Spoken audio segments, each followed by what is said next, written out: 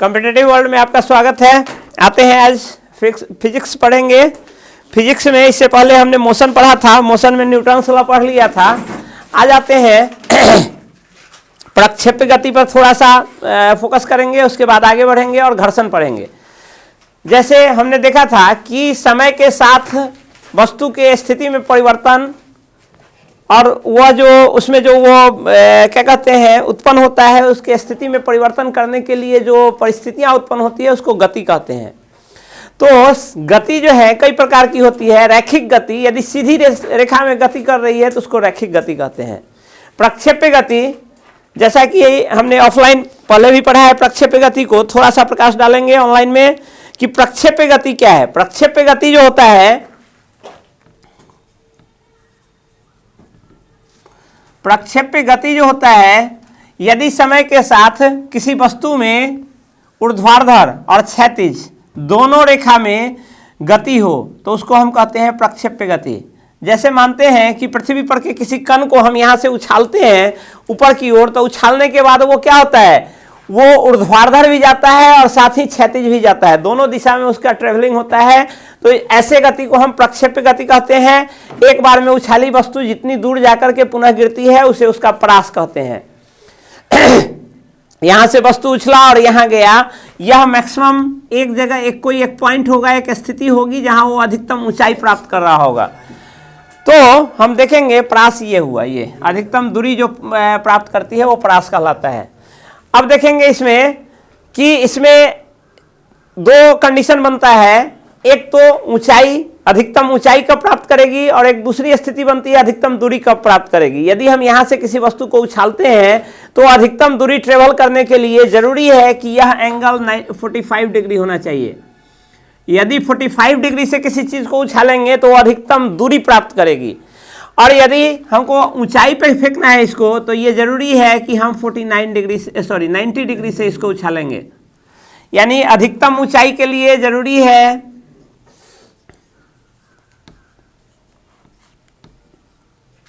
अधिकतम ऊंचाई प्राप्त करने के लिए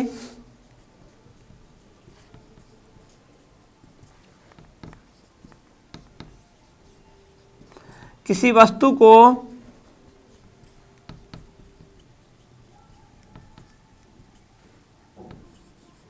नब्बे डिग्री पर तथा अधिकतम दूरी प्राप्त करने के लिए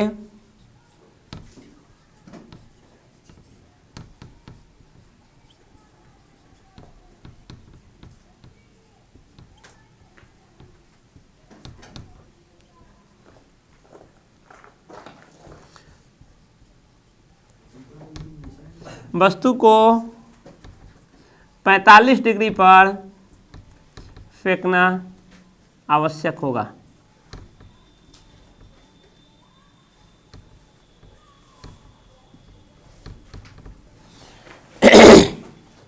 यह हुआ प्रक्षेप्य गति में।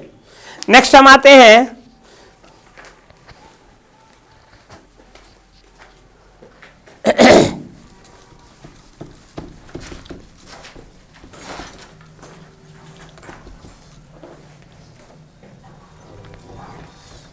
देखते हैं घर्षण, फ्रिक्शन या घर्षण बल, फ्रिक्शनल फोर्स। इसमें देखते हैं घर्षण जो है, सबसे पहले घर्षण से पहले हमको जानना होगा बल। घर्षण चूंकि एक प्रकार का बल ही है, तो हमको सबसे पहले तो बल की परिभाषा, तो न्यूटन्स लॉ से हम बल की परिभाषा पहले से जान चुके हैं। अब आते हैं थोड़ा सा ओवरव्यू, हम देखेंगे कि बल जो है संतुलित बल और असंतुलित बल। संतुलित बल क्या है, बैलेंस्ड फोर्स क्या है, और अनबैलेंस्ड फोर्स क्या है, हम उसको देखते हैं। तो देखेंगे कि हमारा जो बैलेंस फोर्स है, संतुलित बल,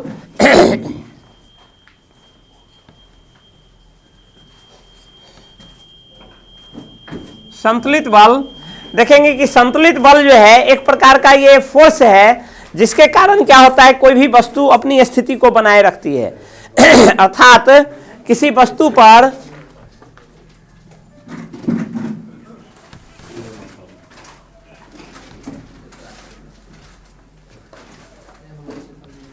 विभिन्न दिशा में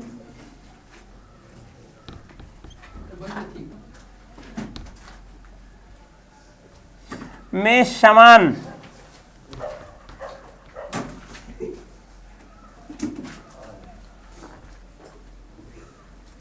तथा बराबर परिमाण का बल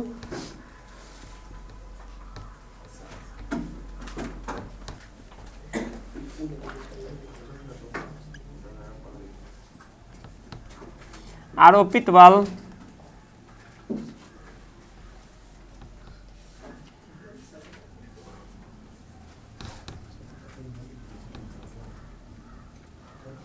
संपूर्ण मान शून्य हो।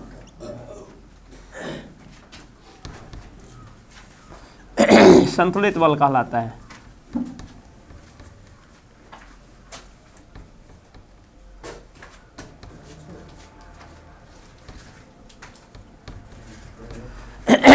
अर्थात यह कोई वस्तु है,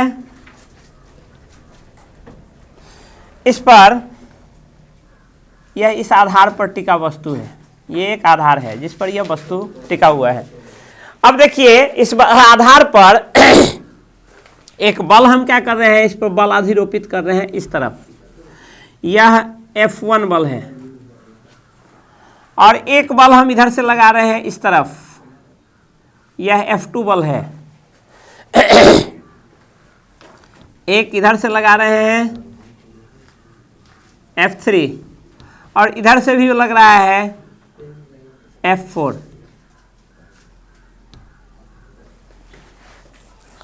यहां देखेंगे कि यदि F1 is equal to F2, if F1 is equal to F2 and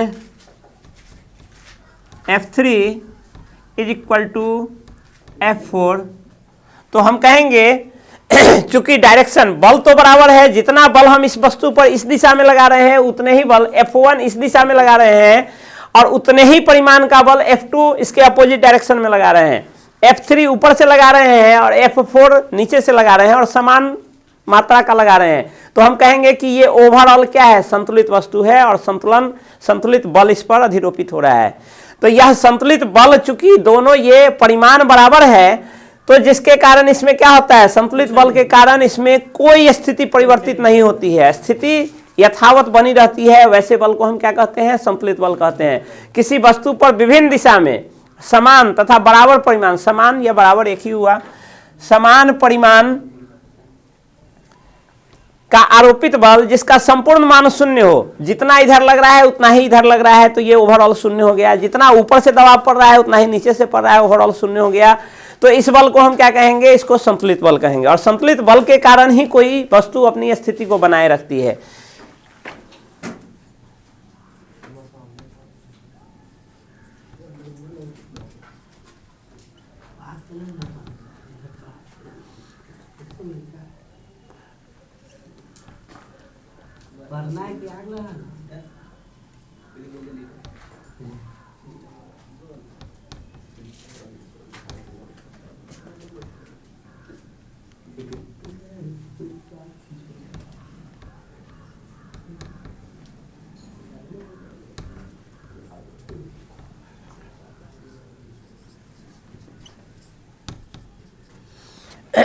इसका स्क्रीनशॉट लीजिए, फिर हम आते हैं असंतुलित बल पर।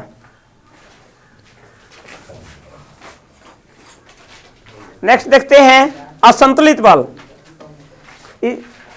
Imbalance force. इम्बैलेंस फोर्स क्या होता है, यदि किसी वस्तु पर अधिरोपित बल या तो एक या एक से अधिक बल जिसके कारण उस वस्तु में गति उत्पन्न हो जाए, वैसे फोर्स को हम असंतुलित बल कहते हैं। किसी पिंड पर अधिरोपित बल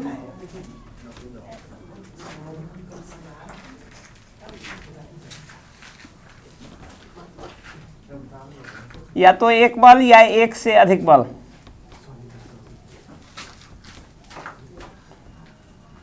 जिसके कारण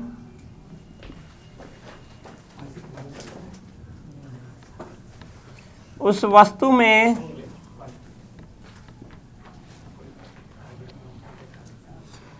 गति उत्पन्न हो जाए,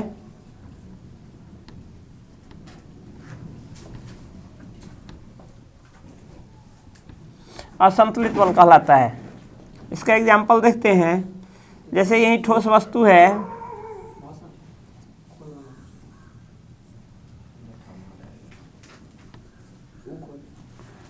इस पे हम एक बल अधिरोपित कर रहे हैं यहां से, जिसके कारण यह हमारा वस्तु क्या है, आगे की ओर सरकना शुरू कर देता है। तो यही बल या तो एक बल रहे, एक से अधिक बल रहे,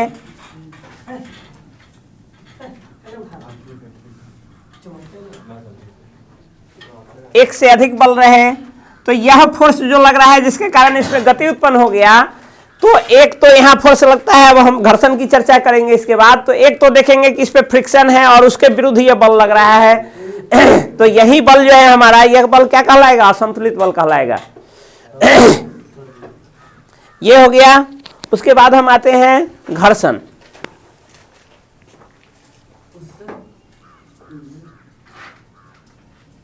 घर्षण बल, अब देखेंगे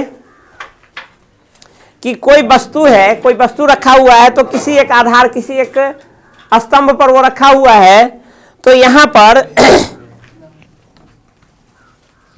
किसी वस्तु या किसी पिंड एवं उसके आधार, या इसको कहते हैं स्पर्श सतह,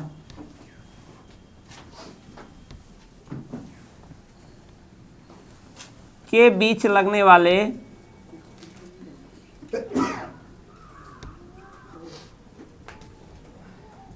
बल को घर्षण बल कहते हैं।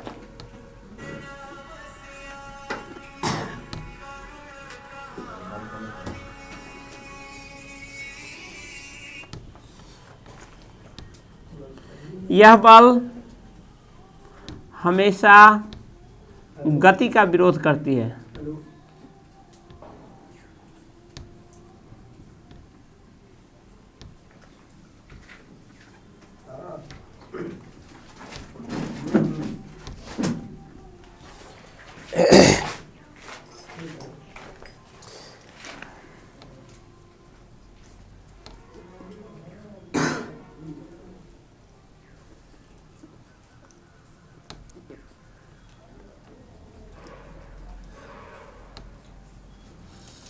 देखते हैं स्थैतिक घर्षण बल, स्टैटिक फ्रिक्शनल फोर्स कहते हैं इसको। स्टैटिक फ्रिक्शनल फोर्स जो होता है, इसी के कारण कोई वस्तु अपना एक अस्थिर अवस्था में होता है। यानी कोई वस्तु यदि किसी आधार स्तंभ पर टिका हुआ है, कोई वस्तु यदि किसी आधार स्तंभ पर टिका हुआ है, तो उस दोनों वस्तु के संपर्क सतह के बीच जितना बल लग रहा है, उसको हम स्थैतिक घर्षण बल कहते हैं। किसी स्थिर वस्तु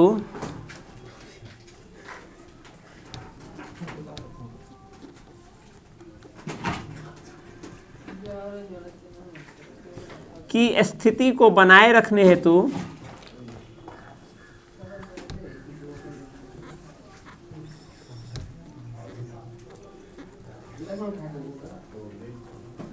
आवश्यक बल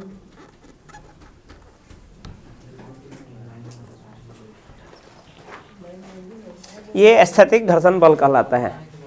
हम देखेंगे दूसरा, इसमें आते हैं स्थैतिक घर्षण बल के बाद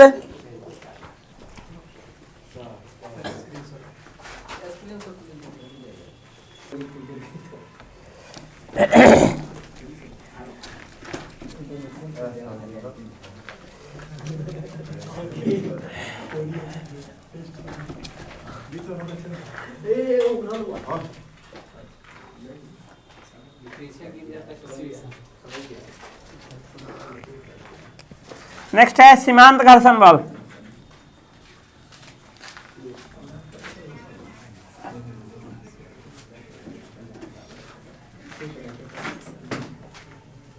स्थैतिक घर्षण बल के अधिकतम मान को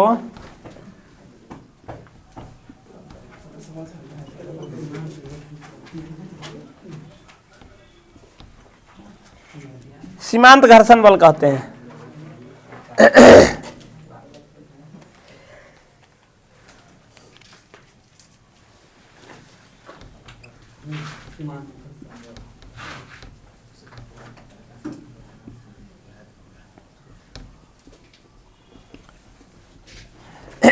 अर्थात कोई वस्तु है, किसी आधार स्तंभ पर है, यहाँ एक वस्तु रखा हुआ है, इस पे हम एक बल लगा रहे हैं। तो बल लगा रहे हैं तो हम यहाँ देखेंगे कि ये बल, कोई जरूरी नहीं है कि ये वस्तु है, इस पर हम बल लगाएंगे तो वो वस्तु आगे की ओर गति ही करने लगे। जैसे एक छोटा वस्तु है, उसको तो हल्का सा पुश करते हैं तो आगे की ओर बढ़ने लगता है, लेकिन बड़ी वस्तु यदि है, जैसे एक ट्रेन का एग्जाम्पल यदि हम लेते हैं, एक खड़ी ट्रेन को हम पीछे से धक्का भी दें तो जरूरी नहीं है कि वो ट्रेन आगे की ओर चलने लगेगी, या छोटा सा यदि आदमी उसको धक्का दे तो नहीं ही चलती है। तो वैसे समय में हम देखते हैं कि इस पर बल तो अधिरोपित कर रहा है लेकिन उसमें गति उत्पन्न नहीं हो रही है। लेकिन एक ऐसी स्थिति आएगी, वस्तु यदि ट्रेन ही क्यों ना हो, उसमें एक ऐसी स्थिति आएगी, यदि एक आदमी धक्का दे रहा है, 2 आदमी दे रहा है, 10 आदमी दे रहा है, 100 आदमी दे रहा है, 1000 आदमी दे रहा है, किसी चीज से पकड़ के खींच रहा है, तो एक ऐसी स्थिति आएगी जब उस ट्रेन में गति उत्पन्न हो जाएगी। तो हम देखेंगे कि स्थैतिक घर्षण बल का परिभाषा हमने देखा था कि किसी वस्तु को स्थिर रखने के लिए आवश्यक घर्षण बल जो होता है उसको कहते हैं स्थैतिक घर्षण बल। और हम कह रहे हैं कि सीमांत घर्षण बल जो है वह उसकी अधिकतम सीमा जो होती है, स्थैतिक घर्षण बल की अधिकतम सीमा को सीमांत घर्षण बल कहते हैं। इसका मतलब सिंपल मतलब यही निकलता है कि स्थैतिक घर्षण बल का मान फिक्स नहीं होता है, वो बढ़ते रहता है। जैसे उस वस्तु पर हम बल अधिरोपित करेंगे तो यहाँ सीमांत घर्षण स्थैतिक घर्षण बल का मान भी क्या होगा, बढ़ते जाएगा, वो डेविएट होते जाएगा, लेकिन एक निश्चित सीमा तक। वह सीमा जो उसके स्थिति को बनाए रखने के लिए अधिकतम होगी, हो सकता है बड़े सामान की वस्तु है, बड़े परिमाण की वस्तु है, उसको हम थोड़ा सा धक्का दे तो वो अपने जगह से नहीं हिले, लेकिन अधिक कस के जब हम उसको धक्का देते हैं यानी अधिक बल उस पर अधिरोपित करते हैं तो उसमें गति उत्पन्न हो जाती है। तो वही स्थिति जहां क्या हो, ठीक अब वो गतिमान होने की स्थिति में हो तो उस घर्षण बल को हम क्या कहते हैं, सीमांत घर्षण बल कहते हैं। और वह मान क्या होगा, स्थैतिक घर्षण बल का अधिकतम मान होगा। उससे ज्यादा, थोड़ा सा भी ज्यादा बल अधिरोपित करेंगे तो उसमें क्या होगा, उस वस्तु में, उस पिंड में गति उत्पन्न हो जाएगी। तो इस प्रकार हम कह सकते हैं कि सीमांत घर्षण बल जो है वो स्थैतिक घर्षण बल के अधिकतम मान को सीमांत घर्षण बल कहते हैं। अब एक तीसरा हम देखते हैं। अब नेक्स्ट हम देखते हैं आपका जो है गति उत्पन्न करने के लिए किसी वस्तु में अधिकतम जो हम बल लगाते हैं उसको कहते हैं आपको गतिक घर्षण बल। नेक्स्ट है गतिक घर्षण बल। गतिक घर्षण बल जो होता है किसी वस्तु में उसके स्पर्श सतह, किसी गतिशील वस्तु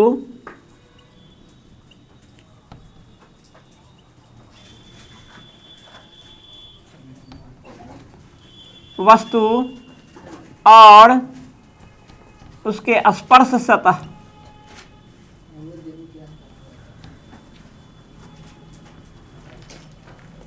के बीच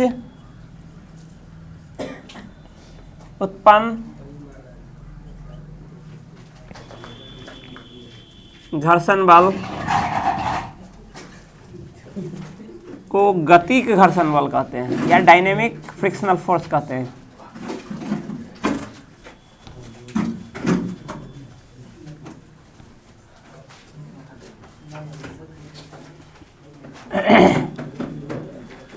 आप देखेंगे गतिक घर्षण बल जो है किसी वस्तु में यदि गति उत्पन्न हो गया, अब गति के बावजूद इस दोनों के संपर्क सतह के बीच घर्षण तो होगा, ये वस्तु हम मानते हैं कि आगे की ओर गति कर रही है, बावजूद इसके इस दोनों के संपर्क सतह के बीच जो घर्षण बल होगा उसको हम कहते हैं गतिक घर्षण बल।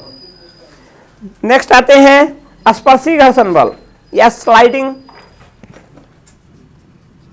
स्पर्शी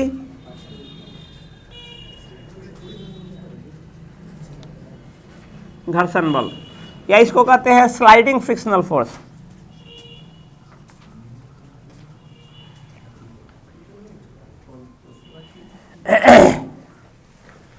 स्लाइडिंग फ्रिक्शनल फोर्स है कोई दो लुढ़कती वस्तु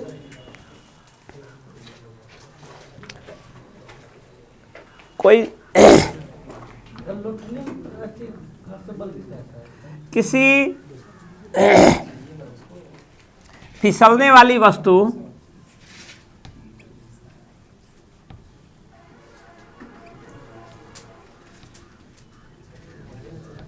एवं उसके संपर्क सतह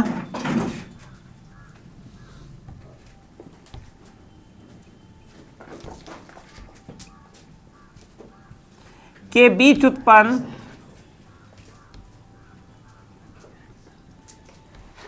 घर्षण बल को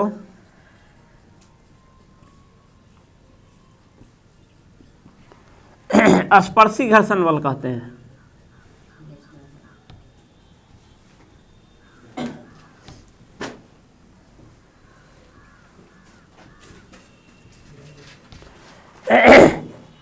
जैसे एक झूला जो होता है जिस पर बच्चे सरकते हैं वो है, या कोई भी वस्तु, किसी वस्तु को हम खींचते हैं उस पर वो लुढ़क रहा है, वो है।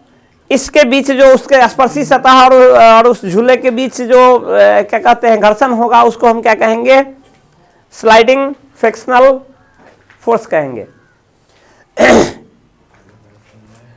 लीजिए स्क्रीनशॉट, फिर आगे बढ़ते हैं।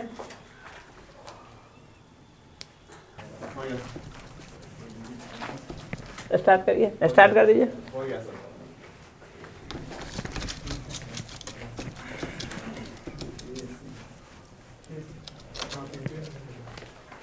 अब हम नेक्स्ट देखते हैं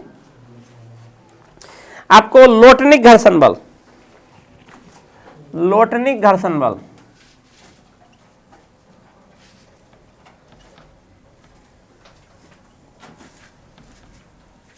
इसको कहते हैं रोलिंग।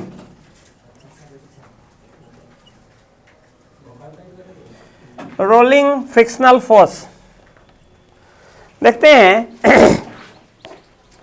कि कोई वस्तु दूसरे वस्तु पर लुढ़कती है, या कोई वस्तु, कोई पिंड किसी संपर्क सतह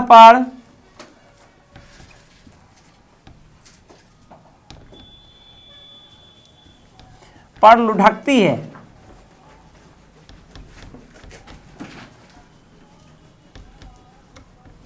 तो संपर्क सतह एवं पिंड के बीच लगने वाले उत्पन्न घर्षण बल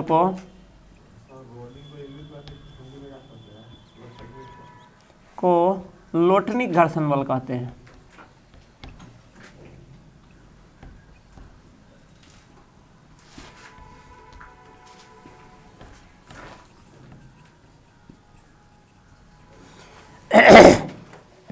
देखेंगे कि सबसे पहले जो आपको क्या था, सबसे पहले जो आवागमन की साधन जो शुरू हुई तो उसमें एक पहिए का आविष्कार आप देख रहे होंगे। नवपाषाण युग में पहिए का आविष्कार हुआ है, और पहिए का आविष्कार क्या किया है? एक महत्वपूर्ण क्रांति लाई।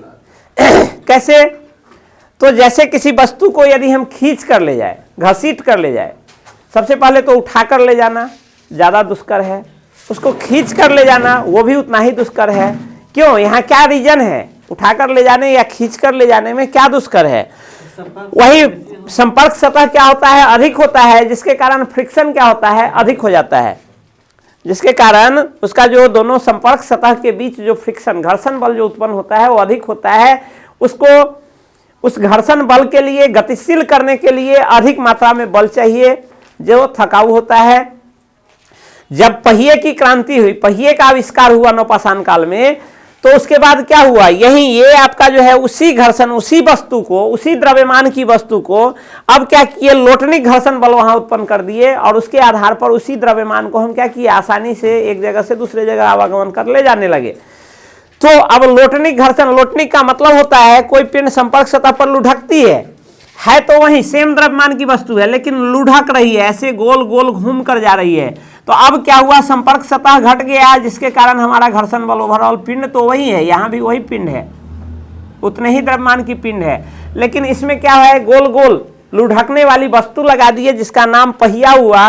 ये पहिया लगा दिए तो अब क्या हुआ, हमारा संपर्क सतह घट जाने के कारण अब जो वस्तु पिंड तो वही है, संपर्क सतह भी हमारा जमीन ही है, लेकिन पॉइंट देखिए अब मात्र 2 या 3, 2 चक्का है तो मात्र 2 जगह उसका घर्षण उत्पन्न हो रहा है और वस्तु लुढ़क करके जा रही है एक जगह से दूसरे जगह, जिसके कारण उसी घर्षण बल का मान कम हो गया और ये हमारे लिए फायदेमंद हो गया। तो हम देखेंगे अभी तक हमने जितना पढ़ा उसमें हम अब ये क्रम पूछता है, कॉम्पिटिटिव एग्जाम में आपको क्रम पूछ देगा। अभी तक आपने पढ़ा है स्थैतिक घर्षण बल,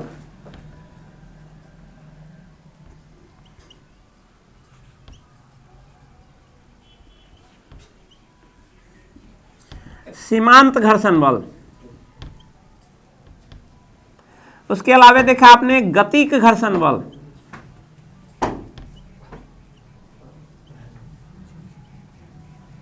उसके अलावा आपने पढ़ा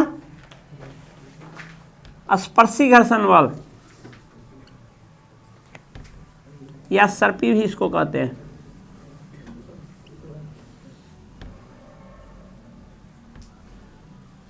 उसके अलावा आपने पढ़ा लास्ट लोटनिक घर्षण बल,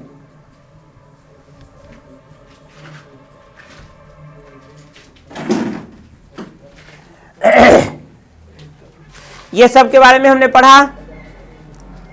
ये हुआ आपका static frictional force, static frictional force.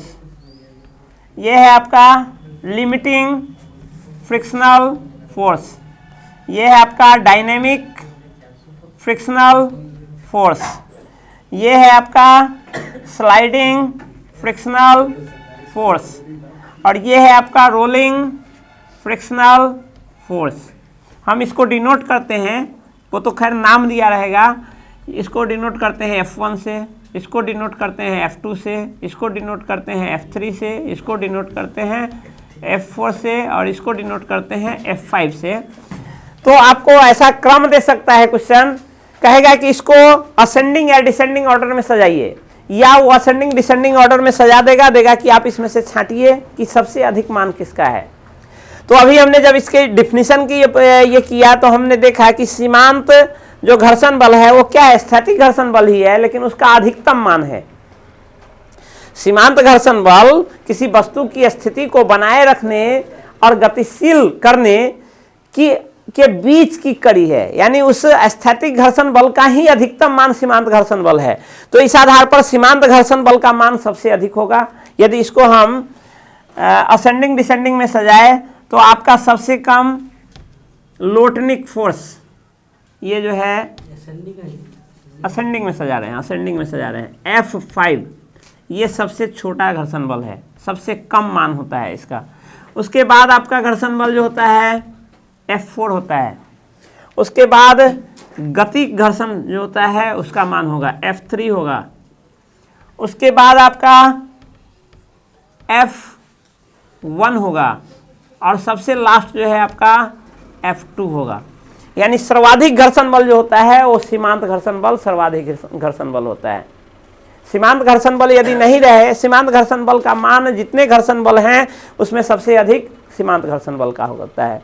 यह भी क्वेश्चन पूछता है कि स्थैतिक घर्षण बल जो है कैसा, क्या उसका मान डेविएट हो सकता है या स्टैटिक होता है, उसका स्थिर मान होता है या वो घट बढ़ सकता है। तो स्थैतिक घर्षण बल का मान घट बढ़ सकता है, उस पर जितना अधिक फोर्स लगाएंगे, सीमांत घर्षण बल से कम होना चाहिए, जितना अधिक फोर्स लगाएंगे उसका मान उतना ही बढ़ता जाएगा। अब ये के बाद हम आते हैं, देखते हैं, ठीक है, स्क्रीनशॉट लीजिए, फिर आते हैं आगे।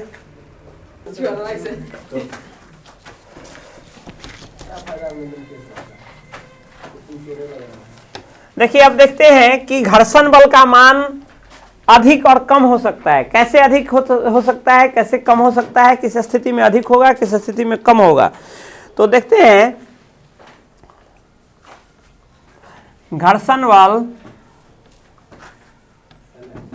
स्पर्शी सतह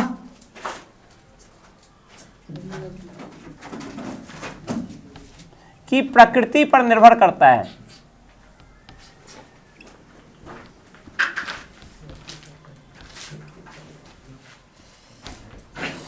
निर्भर करता है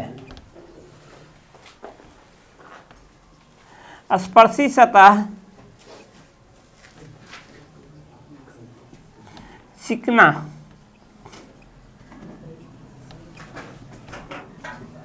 होने पर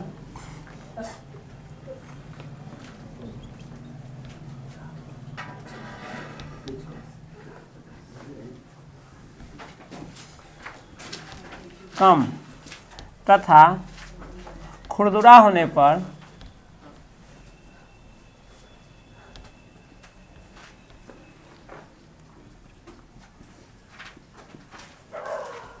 अधिक होता है।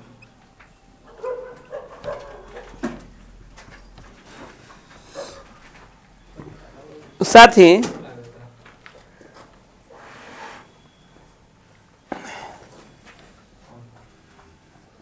ठोस के बीच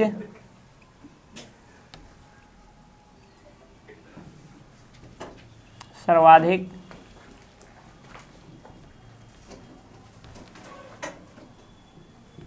द्रव एवं ठोस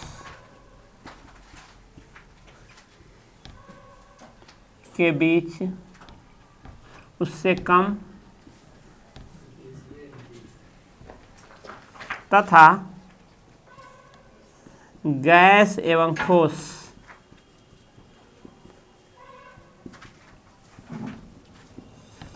के बीच सबसे कम घर्षण बल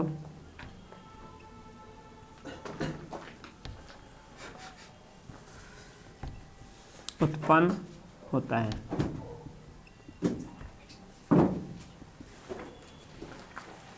जैसे इसका एग्जाम्पल हम देखते हैं कि दो ठोस वस्तु है, दो ठोस वस्तु के बीच सर्वाधिक घर्षण बल लगता है। यदि यह ठोस वस्तु है और यह एक किसी ठोस वस्तु के आधार पर ही रखी हुई है तो इसके बीच सर्वाधिक घर्षण बल होगा। यानी यहाँ गतिशील, इस वस्तु को गतिशील करने के लिए जब सर्वाधिक घर्षण बल है तो इसको गतिशील करने के लिए यह बल जो है F1 बल सर्वाधिक चाहिए। जबकि यही वस्तु, इसी द्रव्यमान की वस्तु यदि जल के ऊपर रखी हुई है, ये एक टब है जिस टब में हम क्या रखे हुए हैं, द्रव भरे हुए हैं, और इस द्रव के ऊपर ये तैरती वस्तु है, उतने ही द्रव्यमान की वस्तु है, तो यहाँ हम इसको धक्का देंगे। इसको धक्का देने के लिए यह मानते हैं यहाँ F2 फोर्स है गतिशील करने के लिए, और यही वस्तु हवा में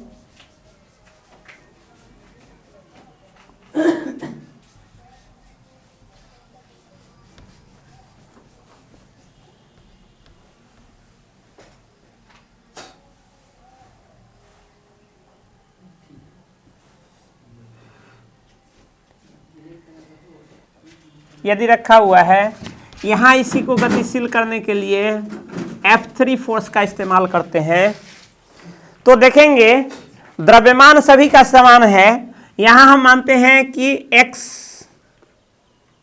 kg की वस्तु है, यहाँ भी यह x kg की ही वस्तु है, द्रव्यमान सबका सेम है, और यहाँ भी x kg की ही वस्तु है।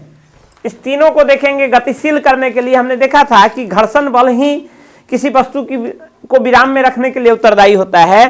तो सेम द्रव्यमान की वस्तु यदि ये ठोस आधार पर रखा हुआ है, ये आपका सॉलिड है, यहां लिक्विड है, और ये गैस है। सेम द्रव्यमान की वस्तु यहां सॉलिड पर रखी हुई है, यहाँ सेम द्रव्यमान की वस्तु लिक्विड के ऊपर तैर रही है, और यहाँ सेम द्रव्यमान की वस्तु गैस में फ्लाई कर रहा है। तो हम देखेंगे इसको गतिशील करने के लिए यहाँ F2 फोर्स लगा रहे हैं, यहाँ F1 फोर्स लगा रहे हैं, ये F2 फोर्स लगा रहे हैं और F3 फोर्स लगा रहे हैं। तो उसी समान द्रव्यमान की वस्तु को गैस में यदि गतिशील करना है तो कम फोर्स लगेगा, यहाँ लिक्विड में है तो उससे थोड़ा सा अधिक फोर्स लगेगा, और ठोस पर है तो सबसे ज़्यादा फोर्स लगेगा। तो यानी इसका मतलब ये हुआ कि ठोस और ठोस के बीच स्पर्शी सतह यदि दोनों का ठोस ही हो तो वहाँ सर्वाधिक घर्षण बल उत्पन्न होता है। यदि एक सतह स्पर्शी सतह एक द्रव है और दूसरा ठोस है तो उसके बीच इसके मुकाबले कम घर्षण बल लगता है, और यदि स्पर्शी सतह एक गैस है और एक ठोस है तो उसमें सबसे कम घर्षण बल उत्पन्न होता है, जिसके कारण उसको गतिशील करने के लिए इसी क्रम में बल भी लगाना होता है। यदि दोनों आधार ठोस है तो सर्वाधिक बल लगाना होगा। यदि एक आधार द्रव है और एक आधार ठोस है, जैसे आप सिंपल कहते हैं यदि बस को चलाने के लिए, हालांकि वहां कौन सा लोटनिक घर्षण बल का ही यूज होता है, लेकिन एक बस को चलाने के लिए समान द्रव्यमान की गाड़ी, बस को चलाने के लिए समान द्रव्यमान के एक पानी जहाज को चलाने के लिए और समान द्रव्यमान के एक हेलीकॉप्टर को चलाने के लिए सबसे कम फोर्स किस पर अधिरोपित करना होगा? सबसे कम हेलीकॉप्टर पर फोर्स अधिरोपित करना होगा, क्योंकि वहां घर्षण बल क्या है? कम लग रहा है। तो आप इस आधार पर इससे संबंधित कोई भी क्वेश्चन पूछेगा तो आप जाने इसका जवाब दे पाएंगे। इसके अलावे हम देखते हैं कि घर्षण बल कहाँ हानिकारक। दूसरी बात, एक और चीज, घर्षण बल को जैसे आज आधुनिक जो ये बनाया गया है, सबसे पहले तो पहिए का आविष्कार हुआ। पहिए के आविष्कार ने संचार क्रांति लाई, परिवहन क्रांति लाई। परिवहन क्रांति के बाद उसमें और विभिन्न सारे खोजों के आधार पर पहले जो होता था, पहले सबसे पहले चक्का का आविष्कार, जब पहिए का आविष्कार हुआ तो बैलगाड़ी बना। बैलगाड़ी में क्या होता है? काठ का एक काठ के चक्का होता है, काठ की एक ये गाड़ी बनती है, इसमें एक धूरा लगा रहता है और इस धूरे में क्या हुआ? इसमें चक्का लगाया गया। डायरेक्ट आप यदि आप पुराने के जमाने का ये काठ गाड़ी देखे होंगे तो देखे होंगे कि लकड़ी का स्ट्रक्चर है और उसमें सीधे धूरा लगा हुआ है, इसमें कुछ रहता नहीं है। सीधे इस लोहे के फ्रेम पर ये लकड़ी का चक्का जब आगे की ओर इसको खींचते हैं तो ये क्या होता है? लोटने लगता है, यानी इस पे ये गुड़कने लगता है। तो उस गाड़ी को खींचना, यद्यपि पूरी समान द्रव्यमान की वस्तु को खींचने से तो आसान जरूर है, लेकिन बावजूद उसके फिर भी वो दुभर है। उसी घर्षण, यहाँ कौन सा घर्षण बल लग रहा है? इस चक्के और इस गाड़ी के धुरी और इस पहिए के बीच स्पर्शी सतह जो है, वहां कौन सा घर्षण बल लग रहा है? वहां स्पर्शी घर्षण बल लग रहा है, वहां स्पर्शी घर्षण बल उत्पन्न हो रहा है। चूंकि मानिए ये धुरी है, धुरी के ऊपर चक्का लगा हुआ है, अब हम गाड़ी को खींच रहे हैं तो चक्का गुड़क रहा है, तो इस दोनों के बीच क्या हो रहा है? घर्षण हो रहा है, फिसल रहा है। ये चक्का इस पर क्या हो रहा है? चक्का इस धुरी पर फिसल रहा है। तो इस आधार पर कौन सा घर्षण बल लग रहा है? स्पर्शी घर्षण बल लग रहा है। लेकिन या इसी को सर्पी घर्षण बल कहते हैं, सर्पी घर्षण बल लग रहा है। लेकिन यदि इसी में अब क्या हो जाए, अब हम उसमें बॉल बेरिंग, आज जो देखते हैं आज की गाड़ियां जितनी भी हैं या मोटर जहां भी लगा हुआ होता है वहां क्या रहता है? बॉल बेरिंग रहता है। बॉल बेरिंग में क्या होता है? छोटा छोटा बॉल लगा हुआ होता है, छोटे छोटे बेरिंग जो, जिसको बॉल बेरिंग कहते हैं। साइकिल खोलिए, मोटरसाइकिल खोलिए या विभिन्न मोटर पंखा खोलिए, उसमें देखेंगे कि आप बॉल और बेरिंग लगा हुआ होता है। यानी वहां एक गोल अपार्टस ऐसा रहता है और उसमें छोटा छोटा बॉल यहाँ पर जुड़ा हुआ रहता है, सब सटा हुआ, एक दूसरे से सटा हुआ ढेर सारे बॉल लगे रहते हैं। ये बॉल क्या करते हैं? बॉल स्पर्श नहीं करते हैं। अब जो यदि गति उत्पन्न होती है तो ये चक्का घूमता है, तो घूमने के क्रम में अब स्पर्श नहीं होता है, अब रोलिंग होता है, वहां वो लुढ़कता है। बॉल चूंकि चारों तरफ गोल होता है तो गोल होने के कारण अब इस पर स्पर्श, सर्पी नहीं होता है, सर्पी घर्षण अब नहीं होता है।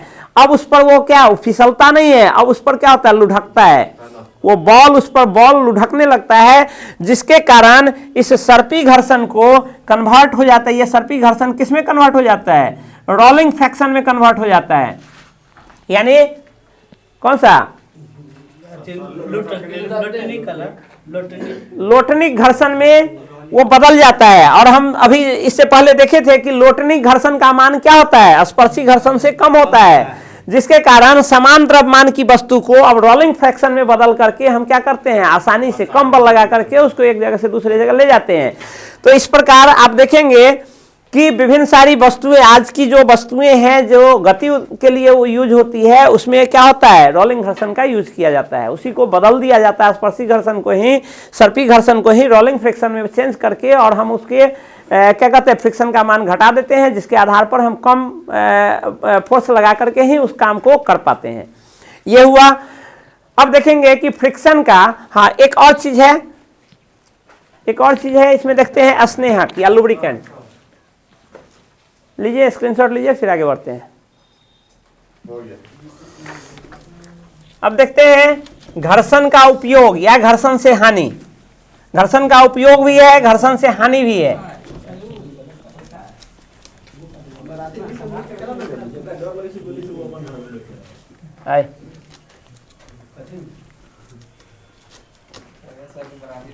नेक्स्ट देखते हैं,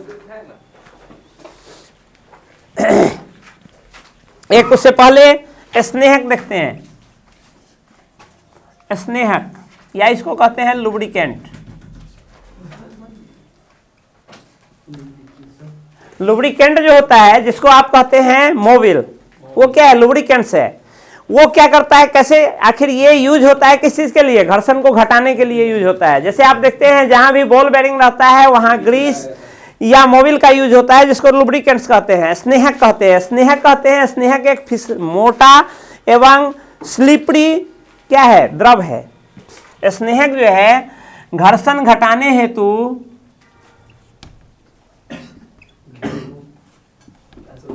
उपयोग आने वाला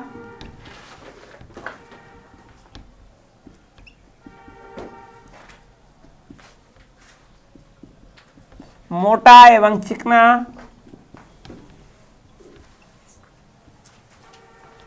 द्रव है, इसी को स्नेहक कहते हैं। स्नेहक आखिर घर्षण को कैसे घटाता है?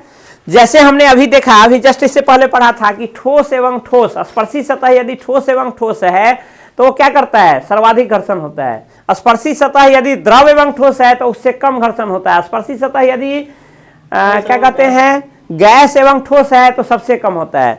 तो हम यदि दो चक्के को चला रहे हैं, पहिया को चला रहे हैं धुरी के साथ, हालांकि उसमें हम क्या करते हैं? सर्पी घर्षण के जगह लोटनी घर्षण लगा देते हैं तो घर्षण कुछ तो घटा ही। उसके अलावे यदि हम इसके माध्यम को भी बदल दें, माध्यम जैसे अभी क्या है? स्पर्शी घर्षण के जगह लोटनी घर्षण ही क्यों नहीं आ गया, लेकिन फिर भी माध्यम क्या है? यह भी ठोस है। और बॉल बेरिंग जो बना है वो भी ठोस है। गैस का तो बनेगा नहीं बॉल बेरिंग, लिक्विड का तो बनेगा नहीं बॉल बेरिंग। तो अभी भी क्या है? उस दोनों के बीच का जो सतह है, स्पर्शी सतह क्या है? अभी भी ठोस एवं ठोस ही है। हम जानते हैं ठोस एवं ठोस से कम घर्षण ठोस एवं द्रव के बीच होता है। यदि हम इस दोनों के बीच द्रव को ला दे, गैस को तो नहीं ला सकते हैं, क्योंकि गैस को काटकर वो पुनः क्या होगा? जब चलने लगेगा तो दोनों आपस में चिपक जाएगा। लेकिन उस बीच में यदि हम द्रव को ला दे तो हमारा स्पर्शी सतह क्या होगा? अब द्रव एवं क्या हो जाएगा? ठोस हो जाएगा, जिसके कारण घर्षण पहले से और कम हो जाएगा। जैसे यह धुरी है और इसमें हम ये चक्का लगाए हुए हैं, यहाँ पर बॉल बेरिंग लगा हुआ है, यहाँ पर बॉल बेरिंग लगा हुआ है, तो अभी भी तो ठोस एवं ठोस ही है इस बीच का माध्यम। लेकिन इस बीच में लुब्रिकेंट डाल देते हैं। लुब्रिकेंट क्या? ग्रीस या मोबिल।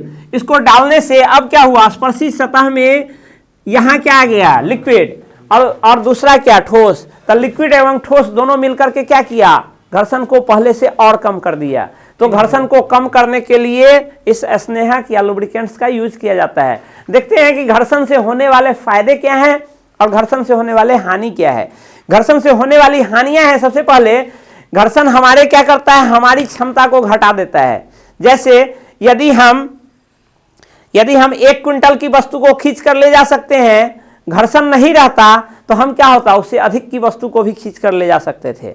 तो घर्षण हमारी क्षमताओं को कम करता है। किसी मशीन को हम चलाते हैं, मशीन में अब इस पंखा को चलाने के लिए जितनी एनर्जी चाहिए उसमें से कुछ एनर्जी तो क्या होता है? घर्षण किसमें बदल देता है? क्योंकि energy can not be generate, can not be destroyed. Energy कभी जनरेट नहीं की जा सकती है और नहीं उसको डिस्ट्रॉय की जा सकती है। ये ऊर्जा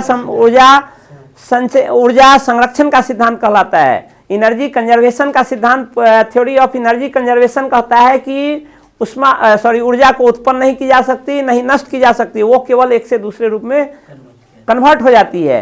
तो कुछ एनर्जी जो हम पंखा को चलाने के लिए देते हैं उसमें से कुछ एनर्जी कन्वर्ट हो जाती है किस में? उष्मा ऊर्जा में। यहाँ जो घर्षण होता है, घर्षण के कारण क्या होता है? उष्मा उत्पन्न होती है। और कुछ आप किसी भी वस्तु को चलाएंगे, किसी भी इंजन को चलाएंगे तो आप देखते हैं कि वह गर्म हो जाता है। तो वो गर्म किसके कारण होता है? फ्रिक्शन के कारण होता है। और वह उतना एनर्जी उसको हीट को क्या कहते हैं जनरेट करने में लग जाता है, तो उतना कम काम हमको उसके बदले होता है। तो ये क्या है, ये आपके फ्रिक्शन का हानि है। लेकिन किसी भी चीज, हम जानते हैं कि इस ब्रह्मांड में किसी भी वस्तु में गुण एवं अवगुण दोनों होते हैं। कोई भी ऐसा वस्तु नहीं है जिसमें केवल गुण हो अवगुण नहीं हो, मेरिट डिमेरिट दोनों एक ही साथ एग्जिस्ट होता है किसी भी वस्तु में। तो घर्षण का जैसे हमने हानि देखा, तो घर्षण के बहुत सारे फायदे भी हैं। घर्षण के फायदे, घर्षण के हानि में आप जैसे घर्षण यदि नहीं होता, फायदा क्या है, घर्षण यदि नहीं होता तो हम सतह पर चल नहीं पाते, किसी सतह पर हम चल नहीं पाते। हम हमारे पैर और धरती के संपर्क सतह के बीच हम क्या करते हैं, घर्षण के कारण हम उस जमीन को पीछे की ओर धक्का दे पाते हैं और हम आगे की तरफ बढ़ जाते हैं। यदि वही चीज एग्जाम्पल देखिए, बारिश के दिनों में स्लिपरी सतह, चिकनी मिट्टी यदि है, वहां हम गिर क्यों जाते हैं, हम क्यों नहीं चल पाते हैं? या कीचड़ में गाड़ी फिसलती क्यों है, कीचड़ में गाड़ी, कीचड़ से गाड़ी बाहर क्यों नहीं निकल पाती है? क्योंकि वहां घर्षण, मिट्टी जो संपर्क सतह है, हमारे गाड़ी के टायर और मिट्टी के बीच घर्षण उत्पन्न नहीं होता है, कम होता है। नहीं तो नहीं होता है, शून्य तो नहीं होता है, लेकिन घर्षण क्या होता है, घर्षण कम हो जाने के कारण वह क्या करता है, हम आगे की ओर नहीं बढ़ पाता है, उसी को, उस कीचड़ को ही ऊपर उछाल देता है जिसके कारण गाड़ी आगे नहीं बढ़ पाती है। तो ये घर्षण की हानि है। आगे हम देखते हैं कि घर्षण, यदि घर्षण को कम करके हम बहुत सारी चीज़ों को, अपने एनर्जी को बढ़ा सकते हैं, अपने एनर्जी का यूज ज़्यादा सुटेबल रूप में कर पाएंगे, उसके लिए बहुत सारी चीज़ बनी भी है। अब थोड़ा सा और हम देखते हैं कि घर्षण में जो है आपको घर्षण बढ़ाने के लिए आप देखेंगे कि गाड़ी का टायर जो होता है, इसके ऊपर छोटा छोटा, ऐसा घर्षण यदि बिल्कुल नहीं रहे तो गाड़ी आगे बढ़ेगी ही नहीं। या अब का जो कॉन्सेप्ट है, रोड जितना चिकना बनाया जा रहा है, यदि घर्षण उसमें घर्षण वाला चीज नहीं रहेगा तो गाड़ी आगे नहीं बढ़ेगी। या जितनी एनर्जी हम लगाएंगे चक्का को नचाने में, बहुत चक्का क्या होगा, बहुत समय चक्का रोड पर यहीं पर रहेगा, यहीं पर स्कीड, जिसको आप स्कीड कहते हैं, स्कीड कर जाएगी गाड़ी।